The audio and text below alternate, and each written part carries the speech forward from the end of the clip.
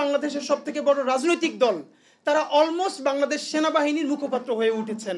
যে গুম কমিশন যদি রিপোর্টটা চূড়ান্তভাবে প্রকাশিত হয় তাহলে তারা শত শত মানুষকে গুম করেছে, এর সাথে প্রথম যে নামগুলো আসবে সেগুলো আর্মির বাইরে কেউ না, এটা বোঝার জন্য রাষ্ট্রবিজ্ঞানী হওয়ার দরকার পড়ে না।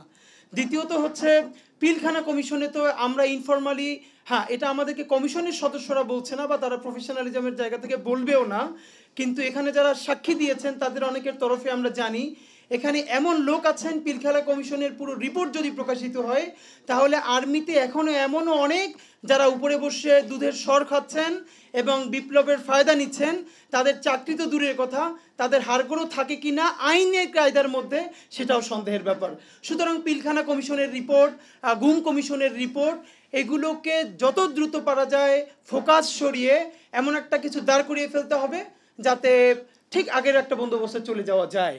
আর এইটার জন্য যেটা এখন মুশকিল হলো, আপনি সংস্কারের কথা বললেই, আপনি বিচারের কথা বললেই আপনাকে এমনভাবে দাঁড় করানো হবে যেন আপনি নির্বাচন চান না। আর এই কথাটা তো এটাও সত্য, আমাদের এখানের মধ্যেও অনেকে হয়তো বুঝে বলেন না বুঝে বলেন, আমি এটা শতভাগ দায়িত্ব নিয়ে বলি, কোনো কালেই অনির্বাচিত সরকার কোনো ভালো সরকার নয়। নির্বাচিত সরকারই আমাদের লাগবে, কিন্তু সেই নির্বাচনটা যে আবারও আগের মতো দিনের ভোট রাতে হবে না, গ্রামে গঞ্জে লক্ষ লক্ষ ব্যালট বাক্স ভর্তি হয়ে যাবে না, যে যার বাসায় নিয়ে আটকাবে না, এই গ্যারান্টিটা কি দেবে? আমি আপনাদেরকে খুব খুল্লা একটা কথা বলে ফেলি, আমরা ইতিমধ্যে দেখি বাংলাদেশের সবথেকে বড় রাজনৈতিক দল তারা অলমোস্ট বাংলাদেশ সেনাবাহিনীর মুখপাত্র হয়ে উঠেছেন। মানে তারা যেটা বলতে পারেন না সেটা তাদেরকে দিয়ে বলান।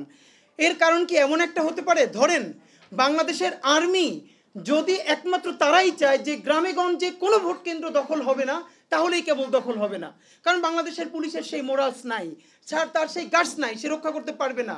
তাহলে কি ব্যাপারটা এটাই যে কেন্দ্রগুলো আমরা ছেড়ে দিব, নির্বাচন করে দাও, জিতে আসো, তার বিনিময়ে গুম কমিশন নিয়ে আর তোমরা কথা বলবা না, পিলখানা কমিশন নিয়ে আর কোনো কথা বলবা না, যা হয়ে গেছে পাস্ট ইজ পাস্ট, এই নিয়ে তোমরা আর বিচারের কথা বলবা না।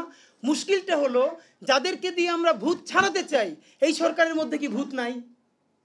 এবং আমাদের যে ছাত্র ভাইয়েরা, ধরেন আমি বিএনপির কথা বলি, জামাত ইসলামীর কথা বলি, অপরাপর অন্য সকল রাজনৈতিক দলের কথা বলি, এরা পারে নাই বলেই, আই রিপিট, এরা ব্যর্থ, এরা পারে নাই বলেই 3টে ইলেকশন এভাবে হয়ে যেতে পেরেছে। তো এদের শত শত ভুল নিয়ে কথা বলে কোনো লাভ নাই, কারণ এরা তো পারে নাই। কিন্তু যাদের কারণে পেরেছিল, এই যে আমরা ছাত্র জনতা বলি, ছাত্র জনতা কি দুধের ধোয়া? আমরা কি দুধের ধোয়া?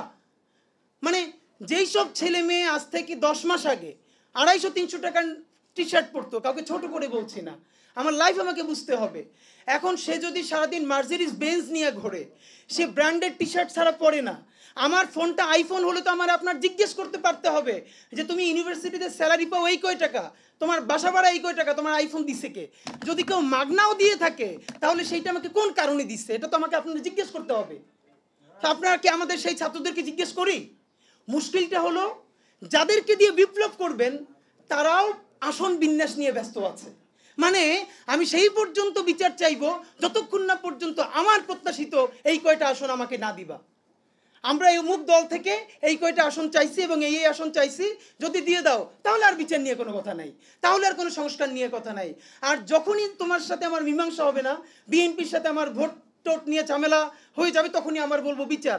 এর মানে বাংলাদেশের মানুষের নসিব খারাপ, কপাল খারাপ যে এরকম অভূতপূর্ব একটা অভ্যুত্থান করবার পরে তাকে ট্রাস্ট করবার মতো 18 কোটি মানুষের মধ্যে একটা মানুষ নাই। এর সে বদনসিব হয় না যে এই লোকটার দিকে চক্ষু বন্ধ করে বলা যায় এই ছেলেটা এই মেয়েটা মরে যাবে কিন্তু দুর্নীতিগ্রস্ত হবে না, এই ছেলেটা এই মেয়েটা মরে যাবে কিন্তু ভারতের সেবা দাস হবে না, স্বাধীনতা সার্বভৌমত্ব বিকিয়ে দেবে না।